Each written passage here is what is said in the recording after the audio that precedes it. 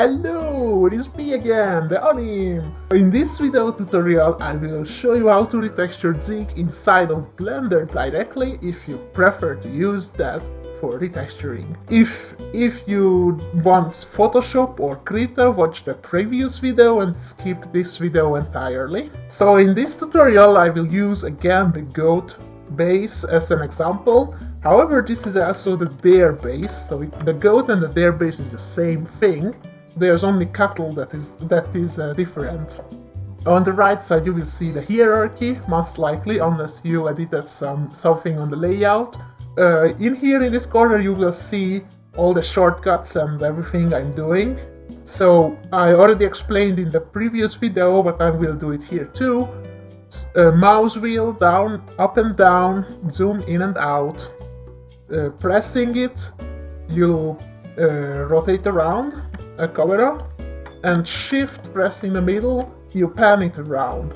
And if you press Ctrl and press the middle, then you zoom in a little more precisely. So this model that is going to already have assigned prefab textures, but in this tutorial I will show how to create completely new textures from scratch in here. So I will select the goat. You see I select with right click, but if you first time opening Blender and you just left everything to the default, then for you it's gonna be left click. So I'm just going to again hide the sweater, so H, select H. I also gonna hide the armature, I don't need it in this. And then I select the goat, and I go through its materials a bit. Okay, so I select the first material. Oh yeah, materials are here, by the way. You select the Zig material, and you go down there, and you just press X. You don't need that. And you can do so with the other parts as well. I will keep the eye and the hair for now, because that's a bit complicated.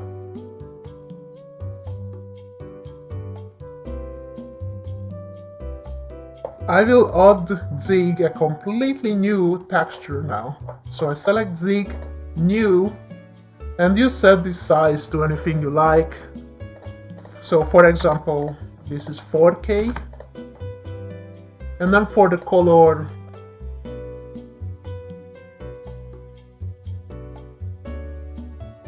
or you can choose one of these, UV grid, color grid, and then it will automatically have some weird looking thing.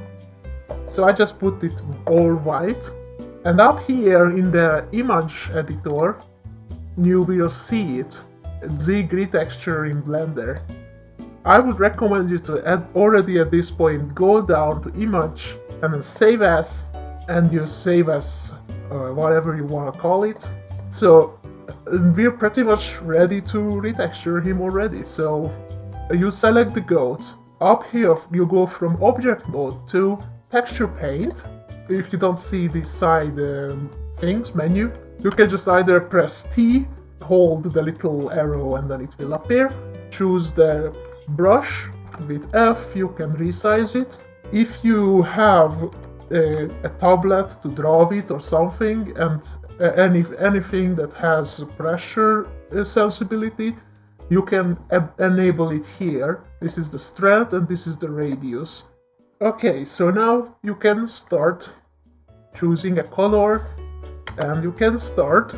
If you want it to be symmetrized, then you have to go here, and next to the butterfly you press X, so it will symmetrize on the X axis. And by the way, you can also spin this, you can slide this thing by pressing the middle button and then move it. So now you can start drawing. Beautiful. Best textures ever. Oh, and of course I forgot. Maybe for you it's gonna be actually in this view. Whatever it would be, if you're in this viewport, you have to go to color and texture to see the textures. Or you can go here directly to material view and it will show everything with the materials and the textures. And you can here go to lighting, select flat, and it will have completely flat colors if you want. So now you can freely do whatever you want. Now on the face, maybe you want to be a little more precise, or there are parts you don't want to paint in. For example, you want to paint here without painting on the ear, then there is a little trick to do. You can hit either tab or go up here and go into edit mode, and then you select, so like you're gonna see like this, then you can select whatever you want. With C you can select things, or you can select with A and then everything. Or if you just want to select body parts, you point the cursor over whatever you want to select with it, and then you press L, and then it will select the parts that are connected. In this case, the entire body is connected. Oh, try to not move it, by the way. If you only want to select parts that are divided by these red lines, as you can see, wherever the red lines are meeting, you go up here and switch from vertex selection to face selection. And now again you press L, you point first the cursor on what you want to select. So for example, as you can see, the fluff on the cheek is a separate thing. You point it there, you press L, and it will select only that. Now it's only the cheek selected. Then you go out of edit mode, you go back into texture paint, and you press this. And now you're going to only paint on whatever is selected in edit mode. Okay? Keep in mind that if you select only one side of the face, it will then not symmetrize to the other side. So if you want to keep the symmetry thing, you go back into edit mode and select the same thing on the other side as well.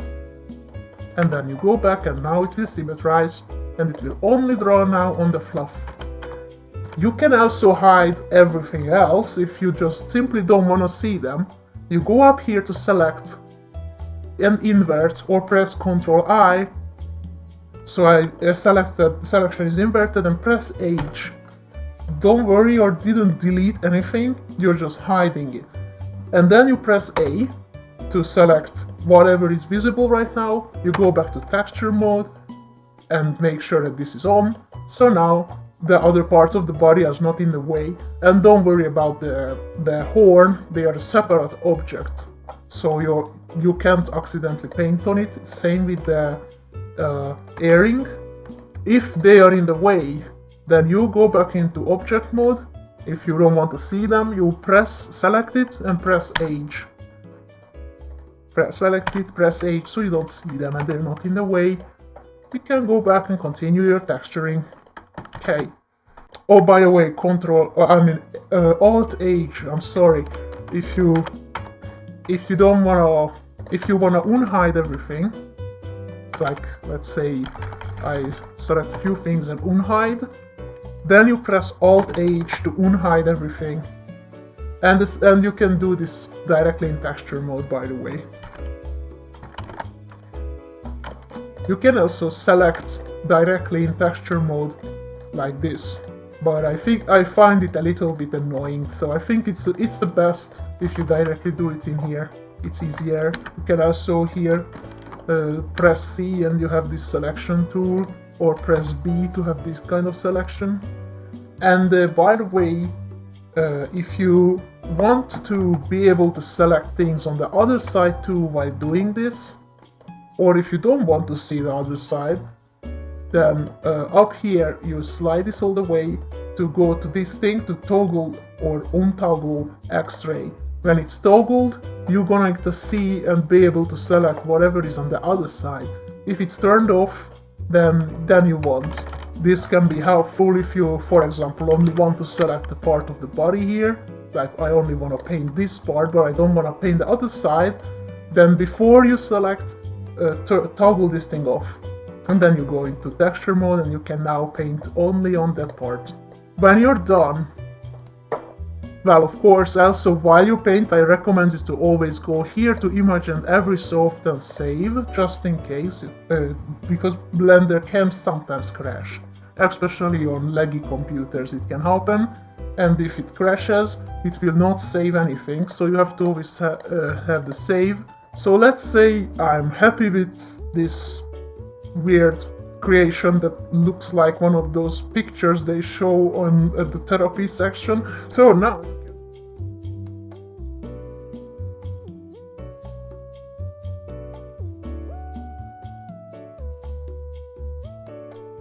I have put this actually inside of either Photoshop or Krita. Okay, so in Krita I'm going to open the goat Krita file, or if you're going Photoshop then the goat Photoshop file. Okay, so I have now the Krita file open. If you haven't watched the Photoshop Krita retexturing tutorial video, I can recommend you to just watch the beginning where I'm guiding you through the files, what is what is the folders. I will just open up the blank. This is where I'm going to drag and drop my new creation. Okay, I saved it here. This is what I created in Blender. And I just drop it in here, insert this new layer, and boom, now it's aligned perfectly, by the way, with everything.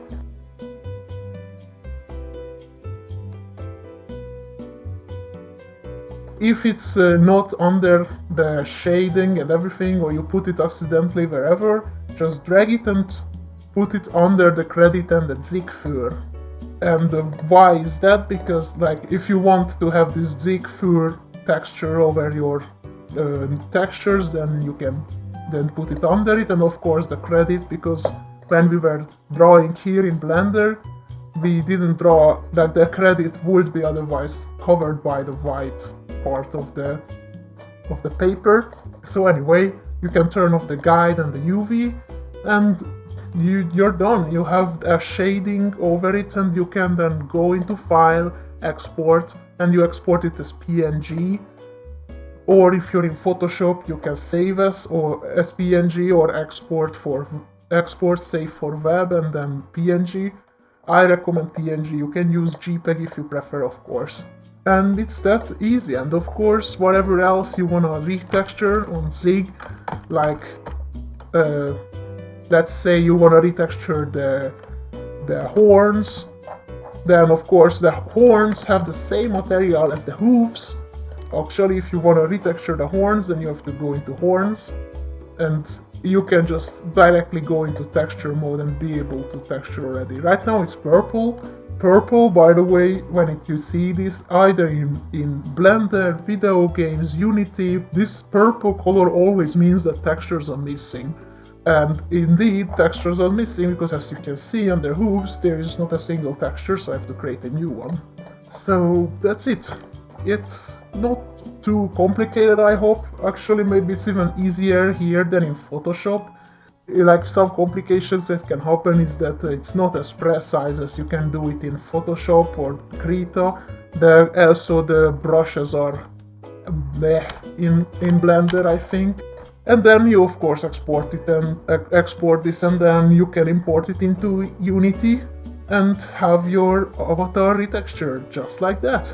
So if you want to retexture Zig in Blender, I hope that you found this tutorial any interesting or useful. If you have questions, of course, don't be shy to contact me. I will gladly help.